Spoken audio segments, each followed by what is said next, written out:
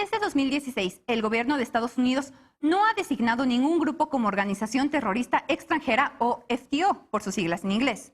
Ayer, en una entrevista con el presentador Billy O'Reilly, Trump dijo que desde hace 90 días considera designar a los cárteles mexicanos como un narcotráfico como terroristas. ¿Por qué? ¿Tuvo realmente algún peso en este anuncio la petición de la familia Levarón? ¿O pesa más el plan de Trump para mantenerse otros 4 años en el poder? Veamos en contexto.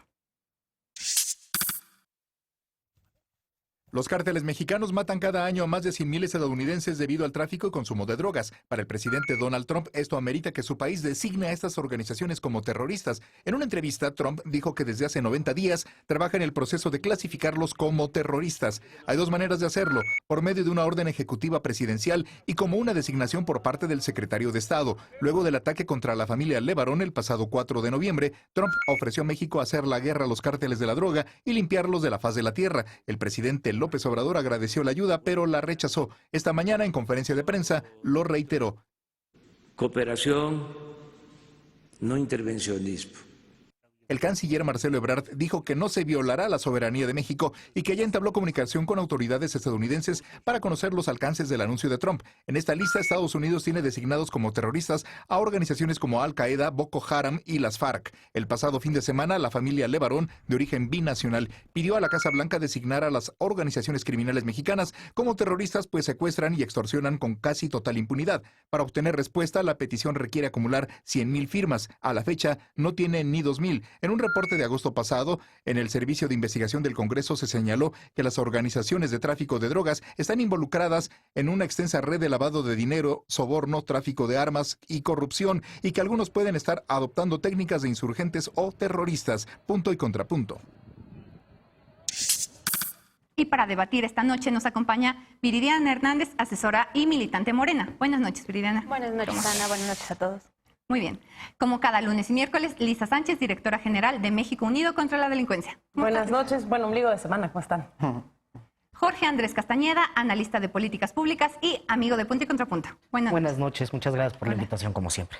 Y como cada lunes y miércoles, Eder Guevara, fundador de Morena y antropólogo. Buenas noches, Eder. Hola, Ana, buenas noches. Hola. Muy bien, pues el primer tema. ¿Con quién empezamos? Eder. A ver, yo creo que en temas tan complejos, tan complicados y que atraviesan circunstancias muy delicadas, tenemos que tener cuidado con el tipo de información que manejamos. Antes que nada, creo que ahora México, a partir de la tragedia horrible de la familia Levarón, tiene 2 tareas. Una, encontrar a los responsables y hacer justicia por este crimen atroz. Eso no hay de otra. Y ahora la otra tarea, a partir de que Donald Trump ofreció su ayuda para venir a aniquilar de inmediato, dijo él, a los grupos del crimen organizado, pues es preservar la posibilidad, preservar el ejercicio de soberanía nacional y no permitir que haya una intervención directa armada de Estados Unidos. Eso sería caótico para el país.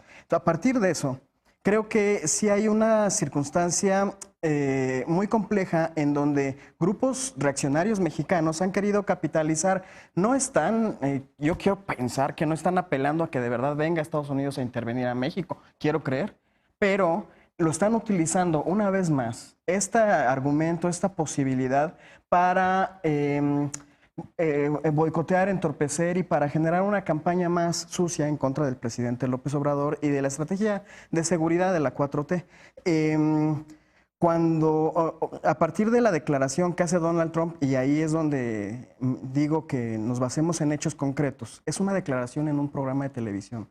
No es nada más, no es un proceso en donde de verdad estén analizando la posibilidad de declarar terroristas a los grupos del crimen organizado. Es una declaración en un medio de comunicación que tiene que ver más con su campaña y con a lo mejor tantear el terreno en México a ver cómo se dan las reacciones.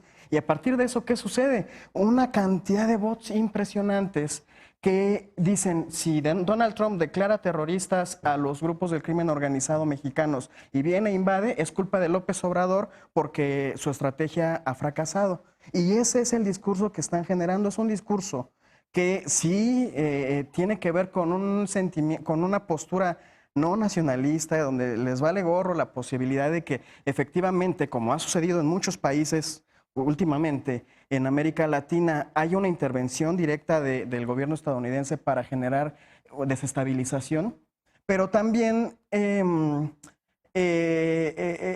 asusa los ánimos en un momento en el que más valdría tener como cierta calma. ¿Y Donald Trump qué está haciendo? Pensando en su campaña. Él necesita enemigos porque en eso ha basado su éxito electoral. Y si no tiene un enemigo en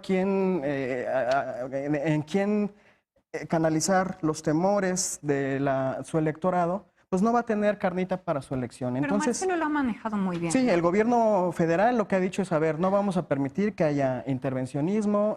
Hoy el presidente fue respetuoso con el asunto del Día de Acción de Gracias y solo dijo, a ver, sí que haya colaboración, pero no que haya intervención. ¿Colaboración en qué sentido? Lo ha dicho el propio Marcelo Ebrard y lo ha dicho el presidente, que quieren ayudarnos a resolver el Entonces, problema ¿tú ves en del esto un crimen ataque al organizado. presidente?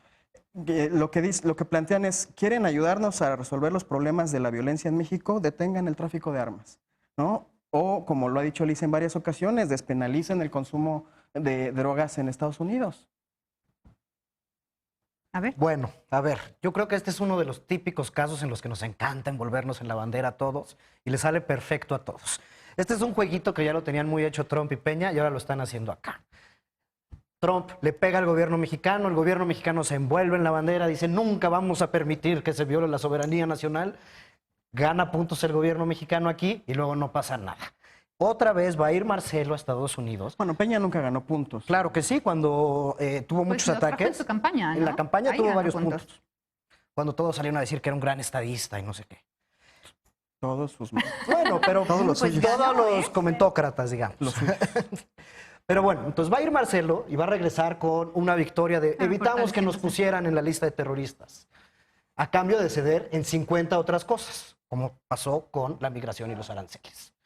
Entonces, ¿qué quiere decir esto en realidad? A ver, cualquier cosa que podrían hacer los americanos con la declaración de terrorismo ya la están haciendo hoy.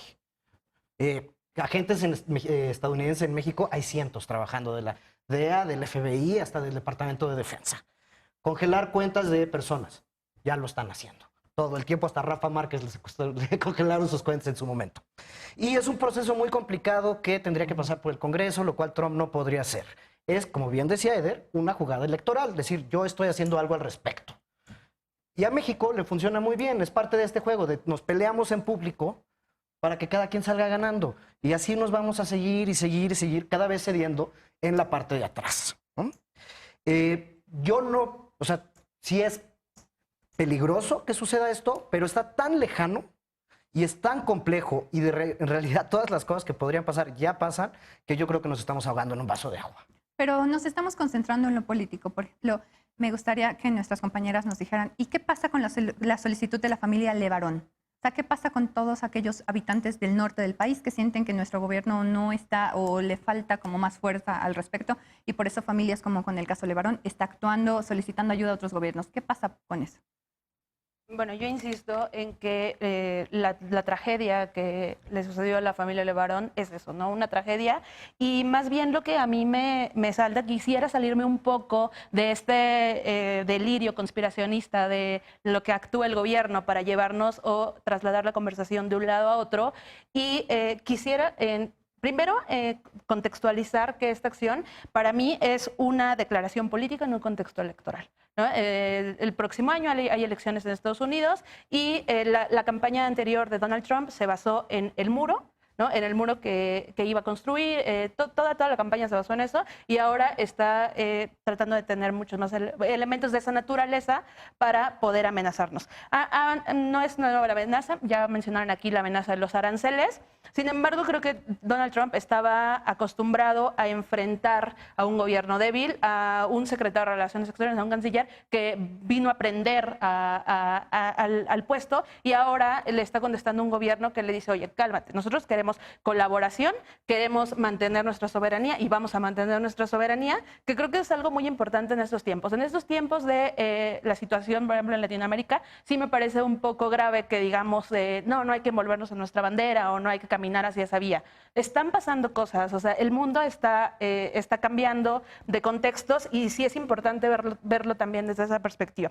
Otra cosa que me preocupa muchísimo es este doble juego de la derecha sobre las declaraciones, ¿no? Por una parte, su odio, podría decirlo, la situación de rechazo hacia el gobierno de Andrés Manuel López Obrador y a la Cuarta Transformación, los llevan a decir barbaridades como que somos Afganistán, que a mí me parece una falta de respeto también para los estados que están sufriendo esa situación de guerra. Los periodistas podrían decir que es así. Sí, pero... claro. Y muchos integrantes de la derecha están llevando hasta ese contexto o hasta ese extremo.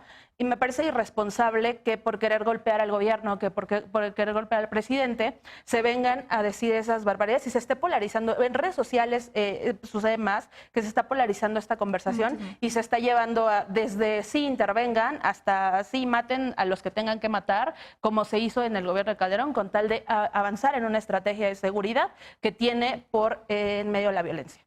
Lisa. A mí me gustaría regresar a la parte técnica de la discusión porque me parece que lo político sí está muy bien que se discuta, el que se quiera envolver en la bandera que se envuelva y el que quiera pedir medidas más severas por el tema de la delincuencia que las pida. Pero esto al final del día es un tema de seguridad y en el tema de seguridad, como bien dijo Jorge Andrés, es un tema en el que los estadounidenses no están ausentes. Es decir, ha habido mucha cooperación entre el gobierno estadounidense y el mexicano desde hace muchísimos años en materia de delincuencia organizada, en materia de tráfico ilícito y tráfico internacional de drogas.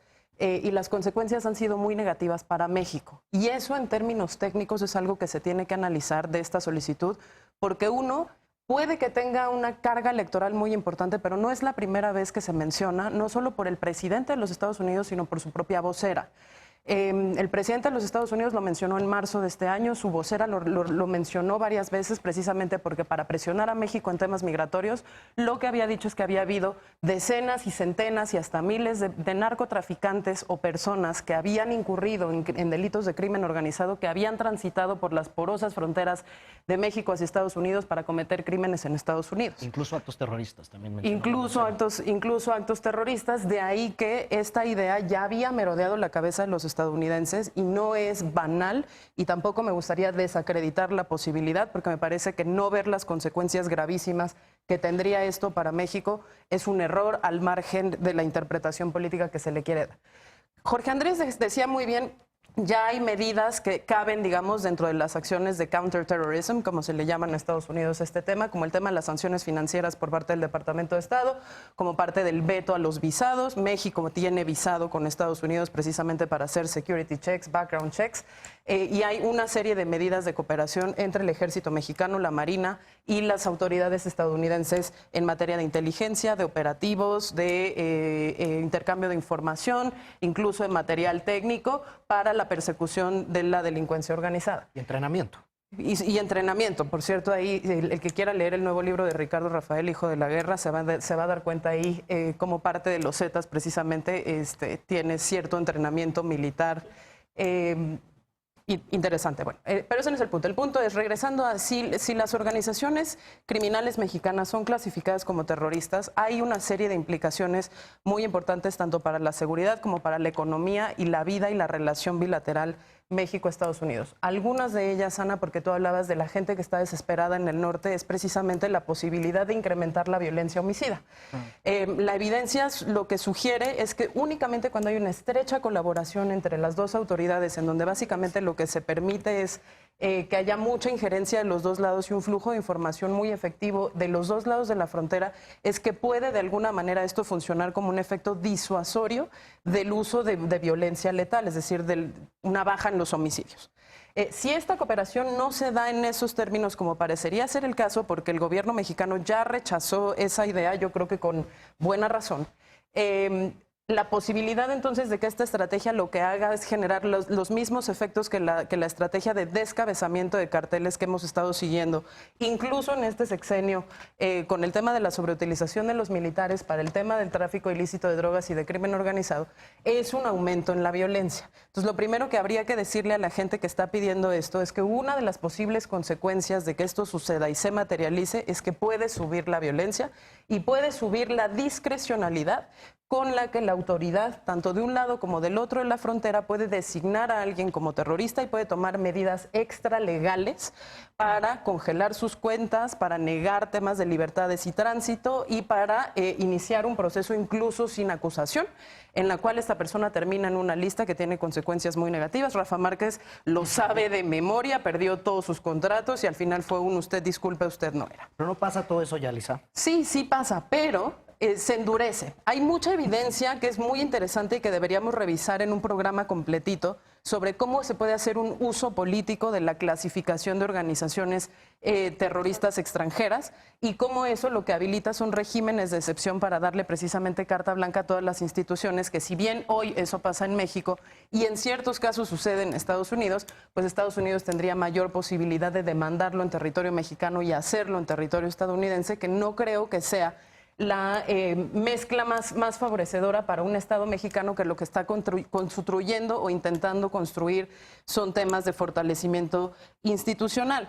Y luego está toda la discusión teórica sobre si en realidad las organizaciones criminales mexicanas encajan en la definición de terrorista por el tema de no perseguir fines políticos, sino fines meramente económicos. Hay una discusión en la cual dicen si ya están participando en el financiamiento ilegal de las campañas, pero de todos modos el objetivo final sigue siendo participar en un mercado altamente lucrativo y entra la parte de la política simple y sencillamente para organizar un negocio. No hay una reivindicación ideológica, política, religiosa detrás. Entonces, para mí sería muy peligroso y creo que es algo que amerita un análisis muchísimo más técnico y muchísimo más serio al margen de la coyuntura política. Había quienes comentaban que eso, perdón, era hacerles un favor, ¿no?, a las organizaciones delictivas, clasificarlas como terroristas. Pero puede tener efectos positivos, como que se persigan a los fabricantes de armas en Estados Unidos por...